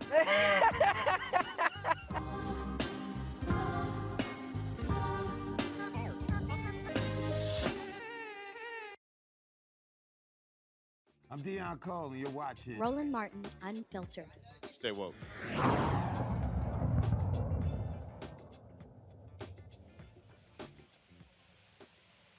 All right, folks, welcome back to Atlanta. This is the Just Brothers meeting. And it was John Hope Bryant, the founder of Operation Hope, who invited me to speak to this group. I don't know what the hell he asked me to talk about, but I guess I'll figure that out since I'll be speaking in about 45 minutes. Of course, we had John on the show before. The work that they do, helping folks fix their credit scores and deal with financial literacy, is vitally important. He is also the author of a couple of books. One of them is called The Memo. And John, welcome back to the show. Honored to be with you. Yes, sir. Yes, sir. Honored to be on a show that you own. A black man owns the show, the cameras, the masters. As in nobody is his master. It means he owns the publishing masters. No different than Prince or Michael Jackson owns their publishing masters. This is the same concept. And so people don't realize the importance of somebody owning their own content. So when I called Roland and asked him, did he want to come down, he didn't have to go check with 15 people or go to a committee. It was a committee. Or ask permission. Or ask permission. He just said, yes, I'm doing it, and brought his whole crew here mobile. We need social justice through an economic lens now. And the new color is actually not black or white or red or blue. It's actually green. And you are walking your talk. You're expressing your principles through your economic power, who you're hiring, who you're contracting with. I was listening to some of these. This show, everybody needs to go back and watch this show again. I mean, you've experienced the only city in America where black folks are running almost everything. And it's not to the exclusion of anybody else. We invite everybody here. In fact, I think that's really the way it worked, is that it's been inclusive. But we decided not to argue in the 60s about who were at a water fountain, but who got the contract, right? And so you have the biggest black business in America for real estate. Herman Russell's business, his son was here. You've had Tommy Dorsch, 100 Black Men of America, and his business is here. You got a brother coming up who's running a $4 billion budget with the BeltLine. Great brother, Clyde. You got all these heroes and sheroes who are doing stuff in the South Coast, in the moral capital of America, the 10th largest economy in the U.S., Atlanta, Georgia. And this is an example of where diversity and inclusion helps all boats to rise. And I would like to see other cities model what's happening here in Atlanta. It's not perfect. We got problems galore, but we're working on all of them. And when folks have a meeting in Atlanta, folks show up. I mean, it could be 7 a.m. and the ballroom is packed with folks who are serious about transformational change. So we wanted you to come here and see it for yourself, experience it, and share it, the Atlanta model, with others. We also talk about this idea of reprogramming. That's the phrase that I use. You use another phrase. It's the exact same thing. A reset, software upgrade. Yeah, software upgrade. And the thing for me is it's just like, so I made it the other day. So we launched almost 2 weeks ago. We launched Black Star Network. We launched it. Congratulations. We announced on September 2nd. Folks have no idea what that is. Just subscribe to it. And the thing that is very interesting that I try to walk people through, I walked them through, I said, so 620,000 followers on Instagram, 619,000 followers on Twitter, 1.3 million followers on Facebook, 798,000 followers on YouTube. So that's 3.3 million. Right. And so... And by the way, my 2.5 million are mostly because of you, because you told me to go do this stuff the first time. So really you got 5, 6 million. We're going to go ahead. And the thing here that I explain to people, so that's 3.3 million on those social media platforms that we don't own. Right. So I'm trying to hit 10,000 downloads on Black Star Network. Right. And what I'm trying to explain to people is, even, let's just say 10% of the total of the other platforms shift over to Black Star Network. Yeah. We're now at 300,000 downloads. Right. Completely changes the conversation when it comes to going to advertisers. Right. In terms of viewership. What Isaac Hayes III is doing with his app fan base. Has audio rooms just like Clubhouse. Yep. Has photos and videos just like Instagram. Yep. Black people made Clubhouse a $4 billion valuation in 9 months. Yep. And I said, we can make fan base sexy and it's black owned. Yep. It's getting our folks to understand that if we make they stuff sexy, what happens, we make our stuff sexy and we own it and we control it. Yeah, the new movement has to go, said another way, in my view, we got to go from a movement in the streets, civil rights, marching, to a new movement in the business suites, civil rights, partnerships, prosperity, economic opportunity. And the best way to stop a bullet in our neighborhoods, as you know, is a job, right? We got to create jobs. You mentioned this earlier. Most of our black businesses don't have an employee, right? I mean, I own the largest owner of single-family, people know me from Operation Hope, but I also am the largest owner of single-family rental homes in America, a person of color, not just black, of color. I own 700 homes in Atlanta and North Florida. Well, 65% of my vendors are black. Plumbers, lighting, electrical, roofing, landscaping, painting. I'm going to miss something obvious. Help me. Roofing. Anything deals with houses. Anything to do with housing. I'm going to pay you a minimum living wage and give you a good contract, right? It's not welfare. It's not a handout, and it's not one-time charity. This is renewable philanthropy. I'm going to spend millions of dollars a year in my neighborhoods reinvesting, and the more homes I own, the more infrastructure I have, the more people pay me rent, the more contracts I can give. And so we got to change the game. We got to own the game. I started that company 3 years ago, Promise Homes Company. Didn't even exist before. So this is financial literacy in action. People talk about, well, John, this financial literacy stuff. Can it really transform and change things? It added to my net worth. It's a $125 million platform now. It was zero 3-4 years ago. And everybody watching this can go buy one home you own and one home you rent. Go ahead. I had a sister who did makeup for our TV One show. And when the show got canceled, she said, Roland, I just got to tell you thank you. I was like, why? She said, hiring me to do makeup on this show changed my life. She said, that's how I was able to buy a house. Now, that was intentional to say, y'all hire makeup artists. No, we need a black makeup artist. That's right. Because they're not getting hired at the networks. That's right. No. We going to go find somebody who also knows how to do makeup on black people. You're also creating a feeder system for the networks. As you said, a lot of folks you have hired have now, God bless them, been hired at whoever the network is. And that's a beautiful thing. This young lady here, you gave her a step up. You hit me with somebody last week, and Roland, this is what he does when nobody's looking. Hey, John, his sister owns a home in Atlanta. She's in another state right now. She's tripping out. She needs a plumber or whatever. Well, it just so happens, because I spend so much money with these vendors, I can call somebody immediately and get her attention and probably get it done for free or whatever, the discount. But it was wonderful for me to feel that I could help somebody on a business basis. Because and for me, I don't know. I don't fix toilets. So I was like, well, I know somebody in Atlanta. You probably know how. No, but I'm saying, I know somebody in Atlanta who's in this space. Here's a connect. And that's... But that's what everybody else does. You guys watching this? You hearing? This is what mainstream America does. This is what Asian America does. This is what Latino America does. This is what everybody does but us. Everybody's used the capitalist and free enterprise system to set them free, except you and me, right? We got to knock this stuff off, right? We got to, I hate rich people. No, you don't. Stop lying. You hate rich people till you become rich, right? What you hate is a game system. Stop lying, right? We say, we want to be socialists. You don't even know what a socialist is, right? Even if you want to distribute money like a socialist, you got to first collect it like a capitalist, right? So that's why we're starting at 1 million black businesses with Shopify, $130 million commitment, create a million new black businesses in America. And Tommy Dortch is involved with that. A lot of these brothers are involved with that. We're commingling prosperity, commingling community involvement, commingling up from nothing. That's why we're launching Financial Literacy for All. Me and the CEO of Walmart launching that effort, get all the Fortune 500 companies involved. We got a platform, Roland. a whole new generation of priorities, of leadership, of effort. You gave me this inspiration, and we need to give it to the indirect credit to the Reverend. Third Reconstruction. Third Reconstruction. Me and the Reverend mean something different by it. Reverend William Barber. William Barber, but much credit to him. The title I love. I mentioned this. He said, "Yeah, John, somebody's already doing that, so I'm giving proper credit."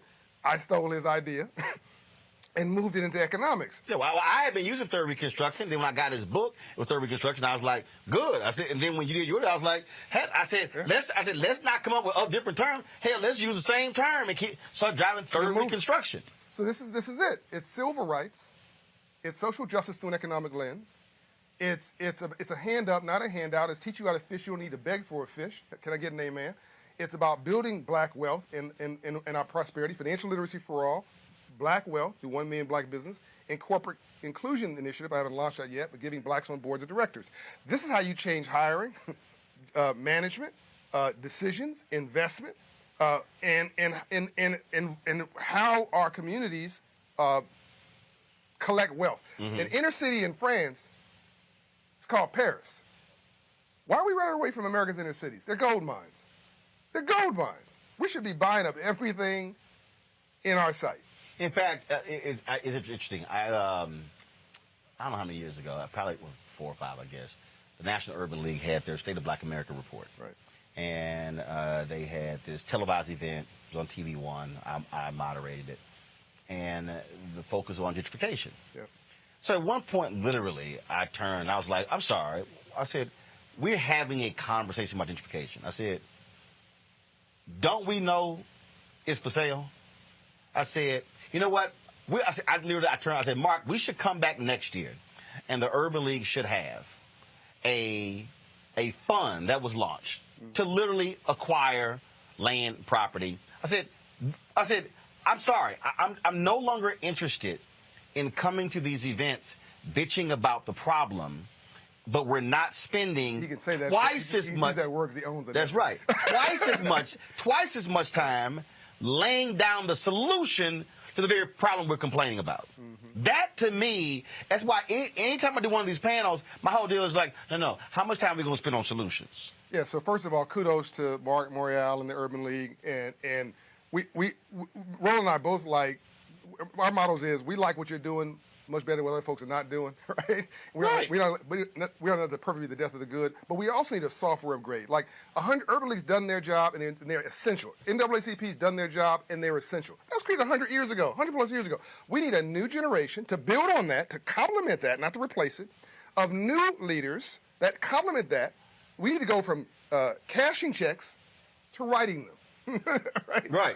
We need or endorsing them. Or endorsing them. Like somebody, I think I said that. Somebody said it was like, "Well, man, what you doing?" I was like, no. I said, I am endorsing a check. That's right. Ownership. What he means is, he's going to give that check as philanthropy or make that check as an investment, but that's probably a check for services rendered, which means you control your talent. You are human capital. You are involved in the capitalist system, whether you like it or not. Yep. The only question is whether you use it or it uses you, right? What did Malcolm X say? We've been bamboozled, we've been tricked, we've been fooled. Led astray, run amok. So we got to take control of our own narrative. We've got to own our own product. We have to own our own content. We have to own our own street, own our own blocks. Dr. King's grandfather, A.D. Williams, owned all that land around the King Center. Nobody knows this. Dr. King's father, Daddy King, served on the board of a bank for 40 years, Citizens Trust Bank. Nobody knows that. He preached on Sunday and banked on Monday. Nobody knows that. The reason that Dr. King could work for free is that his daddy and granddaddy owned everything, right? There you go. But when the neighbor across the street didn't want young Martin to play with his son, white merchant, Daddy King had to remind the white merchant that he was leasing property underneath his land. Boom. So bringing modern day. By the way, he became much nicer after that. I'm quite sure. Bringing modern day. So Salamander Resort, Middleburg, Virginia. Oh yeah, owned by a black woman. Sheila Johnson. Yeah. So if any of y'all go to Middleburg, and if y'all go to the Salamander Cafe, so she opened a cafe. What y'all don't know is I think that was a gun shop or a pawn shop. I forgot, something like that. But the problem was there was this massive Confederate flag that was being flown outside of the building. It used to be flown. Oh, okay. Outside of the building. Amen. Until the building got purchased. That's right. Now. By her, right? By her. Yeah. The flag is no longer there. No screaming, no hollering, no protesting. Now, but here's the thing that, for somebody who's listening. No name calling. For somebody who's listening, people don't understand. She was able to do that because Bob and Johnson and Sheila Johnson sold BET. That's right. Now, $1 billion. $3.3 billion. Thank you, $3.3 now, billion. when we've had a conversation about this here, and this is for the people who keep telling me I'm wrong for going after these companies when it comes to advertising. BET was getting $1,500. Well, this is our thing, right? Because we've tried the nice approach, we still broke. No, you're not broke. You're doing really well. You got 5 cameras. What I'm saying is, you're doing really well. I'm saying collectively, we tried the nice approach. It ain't worked. Right. But here's the deal. Yeah. BET was getting $1,500 per 30-second ad, while MTV was getting $8,000. When CBS Viacom bought it, they saw that and said, "Oh, we can get $8,000 per ad." If BET was getting fair market value, $8,000 the whole time, Bob and Sheila could have sold 1/3 of BET for the same $3.3 billion. Yeah, but they're not crying about the $3 billion. No. So what I'm trying to unpack here is there's several things. One, they sold the company, which allowed them to be able to acquire other things, and they actually have more black employees today than they had with BET. Nice. But the flip side is that if we're getting fair market value, then we're in a position to still own that and still be able to sell a portion and still go buy other stuff. So what I'm trying to get people to understand is when we're talking about leveraging capital, when we're talking about getting fair share, it's not this, oh, you just trying to get something. No. It's when we are able to get something, when multiple businesses, multiple companies are able to grow, everybody can eat. It's not just one person eating. Yeah. But I need people who complain to go, well, man, why are you doing that? Because it's not just about if Roland Martin Unfiltered gets money. It's the number of other black-owned entities as well. Yeah, so Roland is right about this issue. Let me just say that. We differ on style, but he's right about this issue. My philosophy is talk without being offensive, listen without being defensive, even your adversary their dignity. Roland shakes the cage and waits for something to drop out the bottom. Different style. Both approaches are Or the words of important. Reverend Jesse Jackson, he said, I'm the tree shaker. Yeah, and you the movie maker from the tree shaker. He said the tree shaker. So we agree that the change has to happen. So it just different styles, different approaches. Now my point is this. We're both going the same place. And as you're saying that, I'm thinking, the reason that Just Brothers exists, there's no membership fee here. This group doesn't exist. You can't find it on the internet, right? It's because me and Tommy Dortch write a check. A few other brothers, we write a check from our money. Operation Hope, which is another of my philanthropies, writes a check to this nonprofit. It's just some private brothers. This is black money fueling a black group of brothers trying to do something positive in their neighborhood. And we're sitting in Black Wealth, Dikembe's home right now, his home studio. Isn't that a beautiful thing? That's not a negative on anybody else. That's not a knock on anybody else. It's self-determination. The more I can grow my real estate company or Operation Hope or any other, the more I can do for everybody else. There you go. And so this is about getting off the. Stop being a spectator. Stop being a spectator. Stop spending all your time talking about somebody else's celebrity. And get into the game. You need to be a hunter, a skinner, or a cook. Okay? You got to pick a role. And now every family needs a hunter, a skinner, and a cook. Every company needs a hunter, a skinner, and a cook. Hunter is the salesperson. The skinner is the analyst. The cook is the person who develops the product.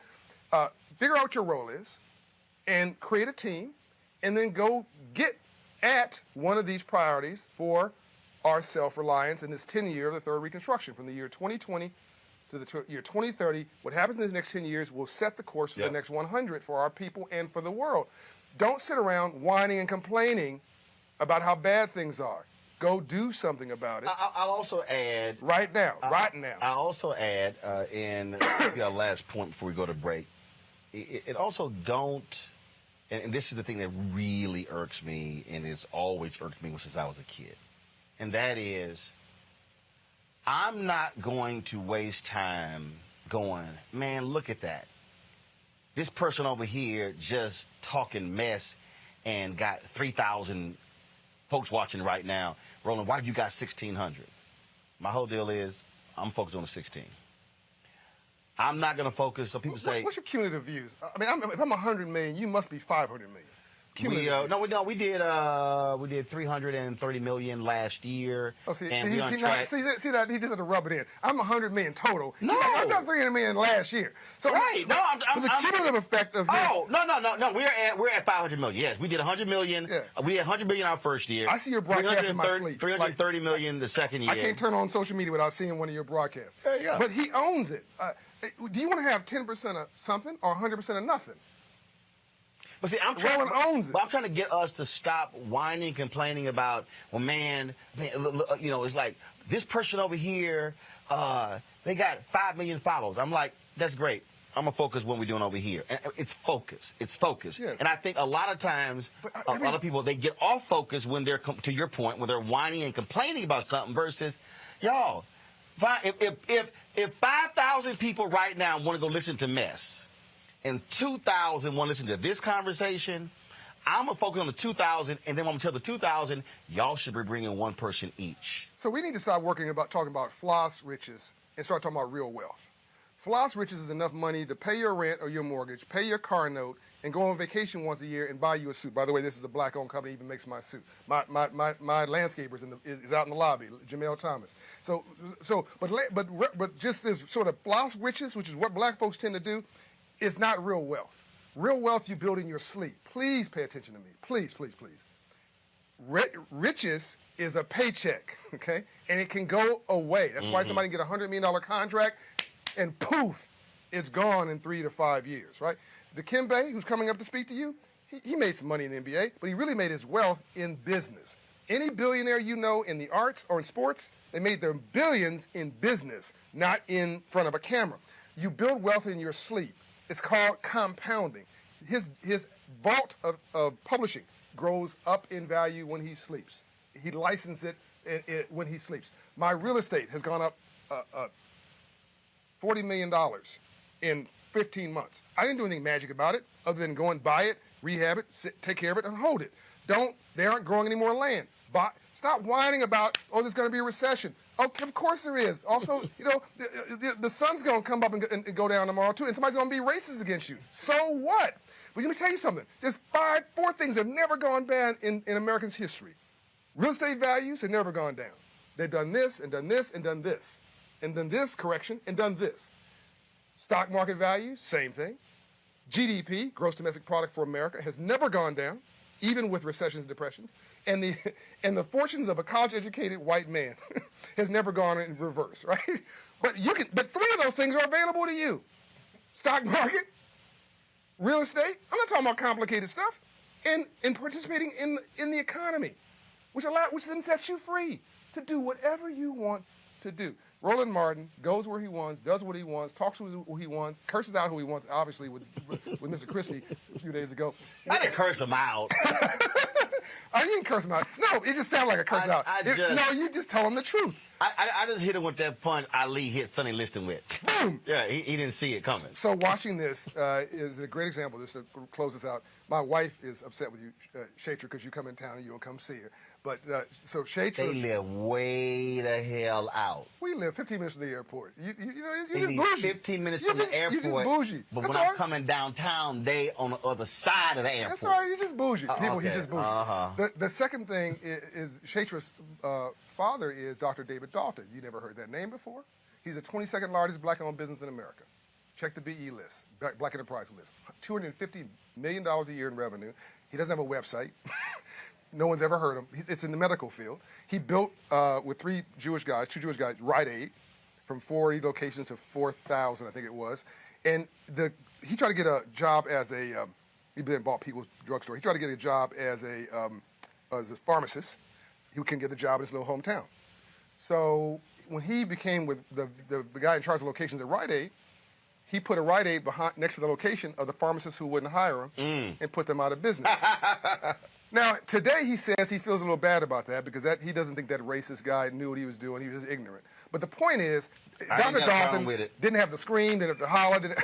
I ain't got a problem he's your with it. style. I ain't got a problem But with it. isn't it beautiful to have two brothers in the same family with basically top 100 businesses from different genres, and it's completely legal. We pay our taxes, we employing people. Mm-hmm. This is the vision for our people. Own something. I don't care what you own. Own a toothbrush, but own it. Own a toothbrush in your own house. Own some stock. Whatever you flossing, whatever you wearing. That's right. You wearing some Nike shoes, get you some Nike stock. That's right. You go into Target, then own one share of Target stock. You go on to McDonald's, own some McDonald's. Own one share of whatever it is, the 10 things where you shop. Own it, because then you get, as a shareholder, rights to all their financials, to vote at their shareholder meeting, to have a say in how these big companies comport in our neighborhoods. All right. John Hope Bryant, I appreciate it. Tell people of the book that they should get. Up From Nothing is the last book. The memo is the second from that. But go to Operation Hope. More importantly, go get you some free financial coaching at Operation Hope. It's free 99, everybody. Free 99. Costs you nothing.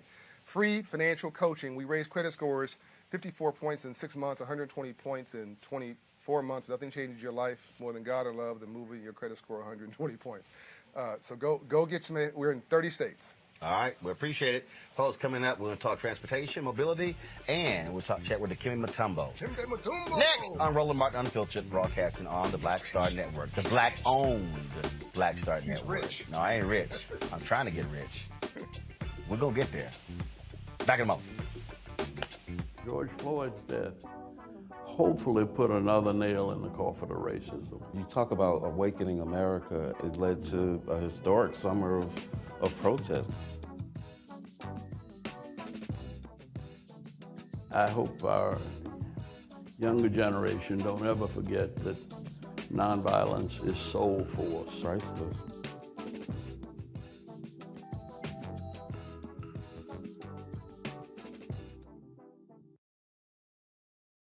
Before Till's murder, we saw struggle for civil rights as something grown-ups did. I feel that the generations before us have offered a lot of instruction. Organizing is really one of the only things that gives me the sanity and makes me feel purposeful. When Emmett Till was murdered, that's what attracted our attention.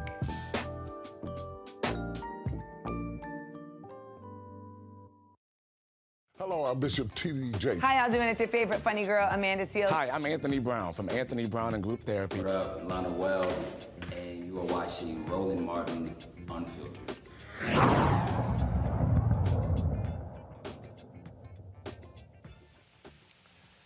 Folks, you want to understand how African Americans have been able to grow. It's also transportation. A lot of people, obviously, who do not have cars. But if you look at a lot of the major cities, whether it's buses and subways, they've played a huge role in the mobility of folks. Joining us right now is Clyde Higgs with the Atlanta BeltLine, of course, that plays a significant role in this city. How big is it, and how many passengers are you serving? So the Atlanta BeltLine, Roland, started in 2006. And this is an outgrowth of the city of Atlanta. So it's really interesting. So when people think about Atlanta, you think about all sorts of positive things. One of our challenges, if we're being honest, is the traffic, the challenges there. So what the BeltLine is trying to do is provide transportation options within the city of Atlanta. So that means a multi-use trail system, that means light rail.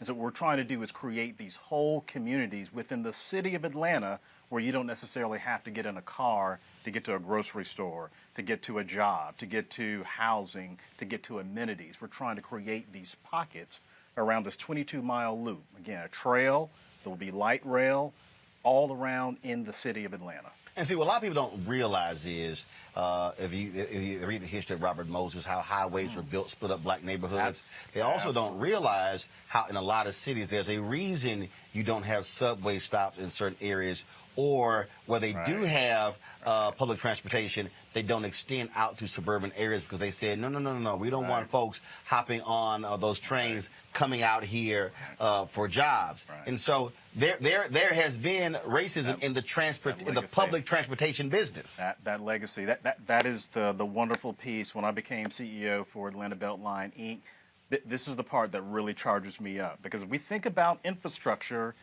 and the history of it, you got to think about what infrastructure did. You're right. It actually separated communities. But what we're doing with the Atlanta BeltLine is we're flipping that, and we're actually going to connect 45 distinct neighborhoods within the city of Atlanta. That is unheard of. And so really excited about it. I know some people, when they hear the word transportation, they start to kind of glaze over like, transportation. But it is, and again, I'm biased here, but it is perhaps the most exciting redevelopment project within the city of Atlanta, perhaps the entire Southeast. And just like we talk about city, county, school, we're talking about a significant budget that spends money, and who you spend money with matters. Absolutely. So one of the things that happened in March of this year is there was a special assessment that was passed to help complete the rest of the BeltLine trail network. So roughly we're going to raise about $350 million. And one of the things, if we talk about the spirit of Maynard, what we are going to do is push 50% of that construction budget, which is roughly going to be $300 million, to DBE firms within the city of Atlanta. That is significant. And you have to be, and again, you talked about your earlier guest, being intentional. That's what we're doing within the city of Atlanta with the Atlanta BeltLine, is being intentional to make sure that the wealth, that the opportunity for those construction contracts are spread out within the DBE community. And again, that's the thing that I'm constantly trying to get people to understand. When you talk about public dollars, there are a lot of white-owned firms that became mega millionaires through public dollars, school board dollars, through construction, through engineering, through architecture, through communications, all of that. Absolutely. You hit it on the head, and that's what we can do with the BeltLine project. So as we finish this off, because ultimately the program is going to be over $4 billion, but when we finish, what we want to leave is a legacy of black-owned businesses within the city of Atlanta that said, you know what, I was a part of the Atlanta BeltLine, and so when we finish, when we go away, that you have the capacity that we helped to create. And again, that's all in the spirit of kind of what Maynard did with the airport. And we're trying to do that in a much smaller way than what Maynard did, but still trying to push that envelope. Okay. All right, then. Well, certainly, good luck. Yeah, thank you. Hopefully, we'll learn more about it, and it will serve as a model for other cities. Absolutely. Thank you, Bunt. I appreciate it. All Thanks so much. All right. Appreciate it. All right. I'm going to go to a quick break. When we come back, Hall of Famer Dikembe Mutombo. He's our host. We'll talk to him about being a global ambassador for basketball. That is next on the Roland Martin Show. And also, you're watching on the Black Star Network, and I got some good news coming up about that. I'll tell you when we come back.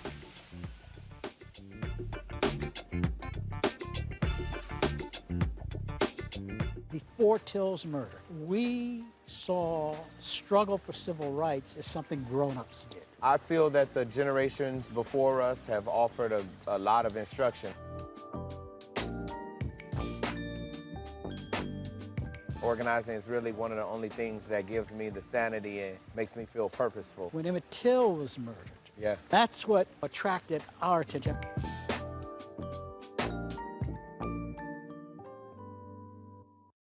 You get Black history by default. And so no other craft could carry as many words as rap music. I try to intertwine that and make that create whatever I'm supposed to send out to the universe. A rapper, for the longest period of time has gone through phases. I love the word. I hate what it's become, and to this generation, the way they visualize it. Its narrative kind of like has gotten away and spun away from, I guess, the ascension of Black people.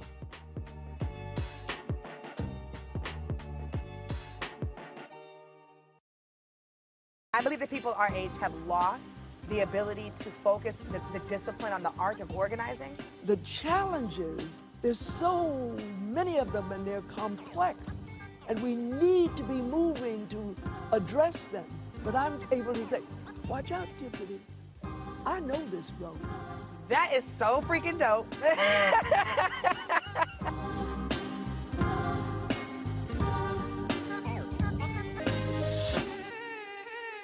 ain't just about hurting Black folk. Right. You got to deal with it. It's injustice. It's wrong. I do feel like in this generation, we've got to do more around being intentional in resolving conflict. You and I haven't always agreed. Yeah. But we agree on the big piece. Yeah. Now, conflict is not about destruction. Conflict's going to happen.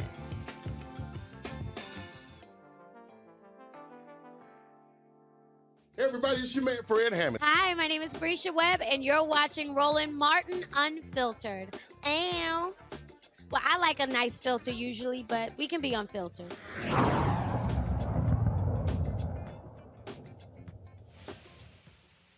All right, folks, welcome back. We are here at the Just Brothers meeting in Atlanta. They meet every 45 days, and John Hope Bryant invited me out to address the brothers here, and I said, well, I got to do my show, and then they said, okay, well, we'll make sure you do your show, and then they moved the meeting to the home of Dikembe Mutombo, and I said, well, you know, he taller than 7 feet, so you know he got some extra room for us to do the show, and so we are here.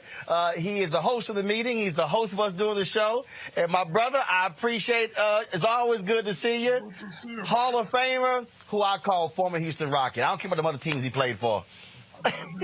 Yeah, I don't care about the other teams. You know, I'm from Houston. Hey, we know you're from Texas. That's right, from H-Town. So, man, how you doing? I'm doing good, man. Thanks for having me. Man, no, thanks for having us. He was remarking. He said, y'all just brought a whole studio with y'all, huh? Yes. I've never seen so many cameras in my house before. Yeah, well, you know, look, we had, you know, we got to look good because, you know, we sitting here, you know, we stream on, you know, I launched the app. And of course we got it going, and so we got to look right now. We got to look right. Yes, we're looking good. Yo, you always got to look good. Let's talk about what you're doing. Yeah, your foundation, but you also are really doing some great stuff all around the globe as a global ambassador of basketball, especially in Africa. Yes, not a long time ago we invested $1 billion to launch NBA Africa Basketball League. It went great. It was very successful. We have a great turnout. The game was watched almost over 200-some plus countries. So we are very happy with the step and the progress that we made. And I also launched a Mutombo coffee. Mutombo coffee? Yes. You have to know that, Ron. Coffee is a $485 billion commodity trade. And when you look at that, there's no black man in the coffee business. There's no black woman in the coffee business. And all those trades happen with the people from a different ethnicity. So why not us? That's the question that we've been asked. Why not us? Why we cannot be on the table when you know that almost 75% of the coffee comes from Africa. Boom. And there's not an African man in the trading floor where the coffee price have been discussed. That has been my debate, and I'm so happy that I put my foot indeed to this game, and I want to be part of this game. I'm tired watching the game from outside. And that's the thing that I'm constantly talking about when we talk about these vast riches coming out of Africa. 7 of the 10 fastest growing economies are African nations. America talks about the role the Chinese are playing, but guess what? If the United States is not investing in these countries, somebody else will go. Yeah, absolutely. That's what is happening. The Chinese are controlling almost the entire mining trade right now with cobalt and copper and lithium. Our next electrical car, all the material that go there, it's coming from Africa, straight to China, then to the rest of the world. But there's no African man who's there in the front to lead even one of the company. So I went out, raised about $1.7 billion with a couple group of investors. Now we're getting some mining concessions. Y'all went out and raised $1.7 billion? Yes, and now we're getting also in the business in the Congo. So we have some mining allocated to us, and we're going to start working soon.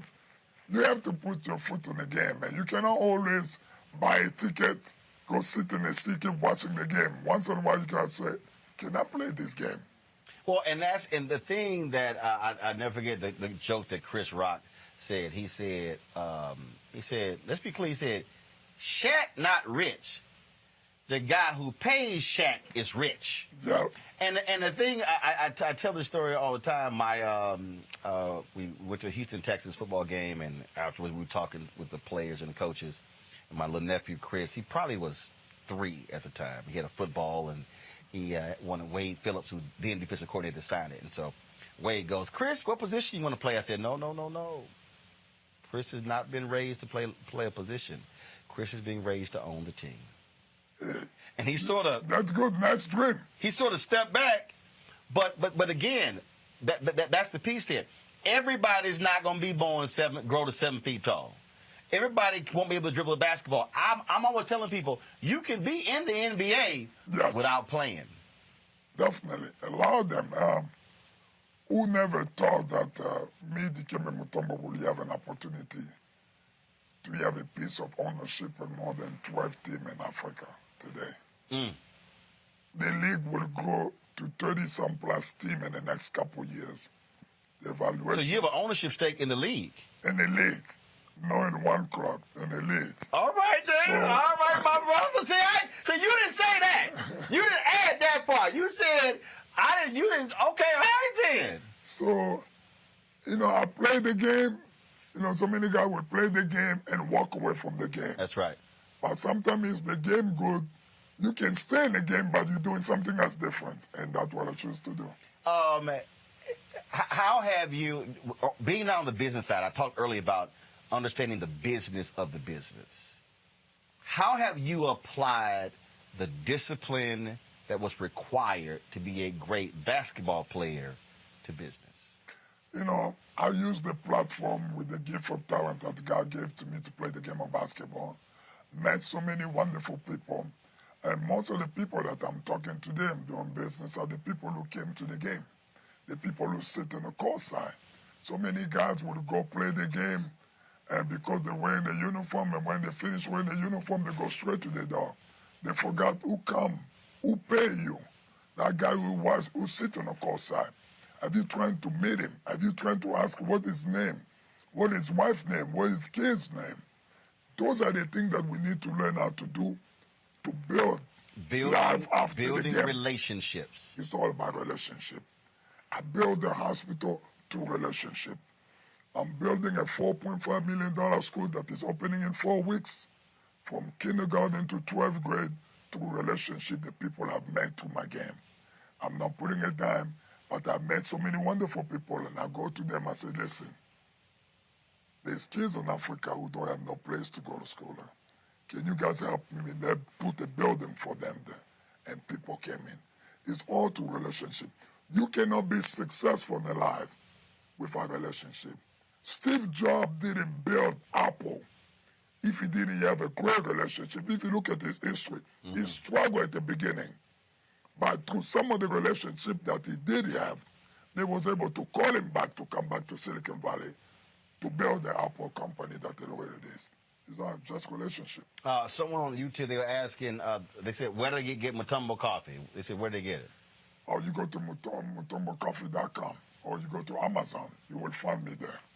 Okay, all right then. Well, look, first of all, here's what we're going to do. We're going to come back. I'm going to be here next month. We're going to sit down for a much longer conversation. Yes. We do these one-on-ones. I launched this OTT network, and y'all get an exclusive here. I'm going to be launching a part of that, a weekly interview series. We've already shot 7. We're going to do about 20 in LA next month and 20 in November. And that way, it's a one-on-one conversation. We can spend a whole hour going over this sort of stuff. Because I know we got the brothers back here. I'm scheduled to speak in 2 minutes. And so I don't want them to be waiting. Because the Dikembe like, man, y'all need to get out of my house at 9 o'clock.